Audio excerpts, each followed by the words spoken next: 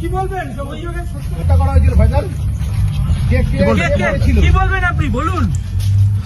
একটা বিষয় আমি বুঝলাম না, হাতে হাত করা থাকবে একটা আসামির, ইন্ডিয়ার আদালতের কোন সিস্টেম জানি না, হাতে কোনো হাত করা নাই, তারা তো দৌড় দিয়ে পালাতেও পারে, বা এরকম কোনো তাদের ভয়ে বা তাদের ভিতরে কোনো ধরনের অনুশোচনা নাই আমার মনে হলো। আর আপনার কি মনে হয় একটু মন্তব্যটা কমেন্ট বক্সে জানাবেন।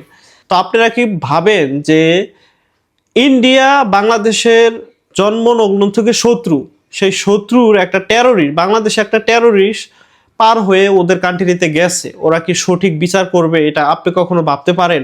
একমাত্র সঠিক বিচার আমরা পেতে পারি যদি বাংলাদেশের আইনের কাছে তারা সোপর্দ করে বা তাদেরকে পাঠায় দেয়, তাহলে। তাছাড়া কোনোদিন ওসমান হাদি ভাইয়ের হত্যার সঠিক বিচার কোনোদিনও হবে না।